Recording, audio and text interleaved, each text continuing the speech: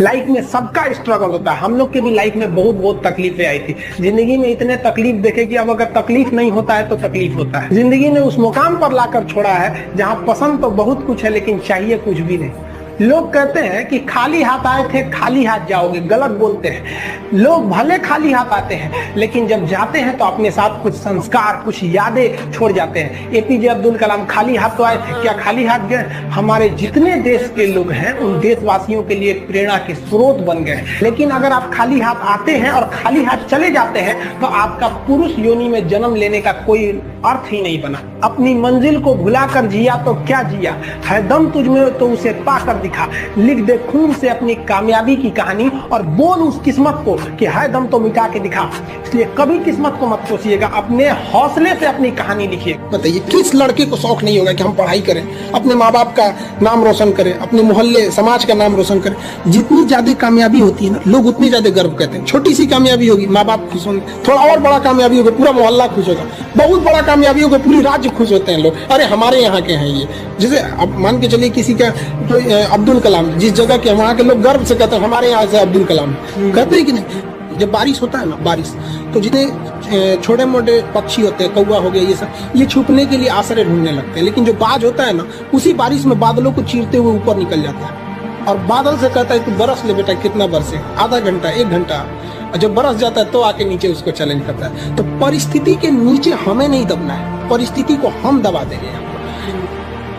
जीवन में संस्कार का भी बहुत बड़ा मोल होता है। आप अपने विचारों से स्वतंत्र रहिए लेकिन संस्कारों से बंधे रहिए। कभी भी अहंकार मत रखिए, क्योंकि आप कितनी भी बुलंदी पर क्यों न चले जाएं, लेकिन याद रखिएगा आसमान में बैठने की जगह नहीं होती है। जो भी बुलंदी पे जाएगा उसको एक न एक दिन, आज नहीं तो कल, उसको वापस इस धरती पर आना है। इसलिए बुलंदी को देखकर बहुत जल्दी घमंड में नहीं आना चाहिए और हमेशा याद रखिए बड़े बुजुर्गों से मिलकर बैठना चाहिए, उनसे बातें करना चाहिए। बड़े नायाब होते हैं ये लोग, कुछ लम्हों में जिंदगी के तजुर्बे बता देते हैं। कमजोर व्यक्ति ही दूसरे काम का बदला लेता है, लेकिन जो ताकतवर होता है वो माफ कर देता है। लेकिन जो बुद्धिमान व्यक्ति होता है वो इग्नोर कर देता है, नजरअंदाज कर देता है और बच के निकल जाता है। क्योंकि अगर कोई व्यक्ति आपको पहली बार धोखा दिया तो इसमें उस व्यक्ति का गलती है, लेकिन वही व्यक्ति अगर दोबारा धोखा दिया तो इसमें आपकी गलती है। सबसे समझदार होके चलिए और मिजाज में कुछ सख्ती भी रखिए। लोग पी जाते अगर समंदर खारा नहीं होता तो थोड़ा सा सख्ती भी बना के रखना चाहिए।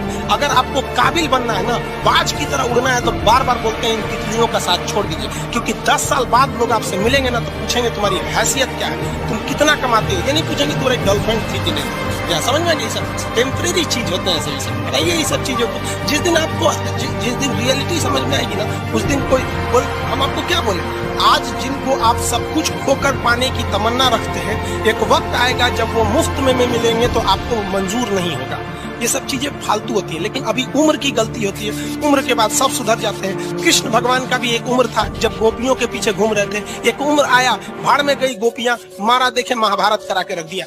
कृष्ण भगवान तब तक नहीं कहलाए जब तक उन्होंने गोपियों का साथ नहीं छोड़ा। तब तक वो केवल कन्हैया कहलाते थे। भगवान तभी कहलाए जब उन्होंने लड़कियों का साथ छोड़ा। तो अब तक केवल आप विद्यार्थी कहलाएंगे जब तक कि लड़की या गर्लफ्रेंड के साथ रहेंगे। जिस दिन इनका साथ छोड़ेंगे ना, उस दिन दुनिया आपको देखेगी। सीढ़ियां उन्हें मुबारक हो जिन्हें छत तक जाना है। आपकी मंजिल आसमान है, रास्ता आपको खुद बनाना है। अपनी मंजिल को भुलाकर जिया तो क्या जिया, है दम तुझ में तो उसे पाकर दिखा।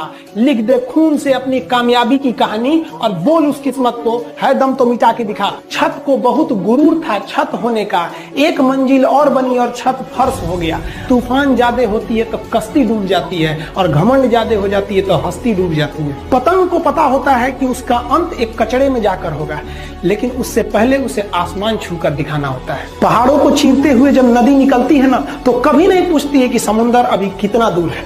और नदी में गिरने से तो कभी किसी की मौत नहीं होती है। मरता तो वही है जिसे तैरना नहीं आता है। मेहनत बता देता है कि परिणाम कैसे मिलेगा, वरना परिणाम तो बताता ही है कि आपका मेहनत कैसा था। जो पानी से नहाएगा वो अपना लिबास बदलेगा, जो पसीने से नहाएगा एक दिन इतिहास बदलेगा।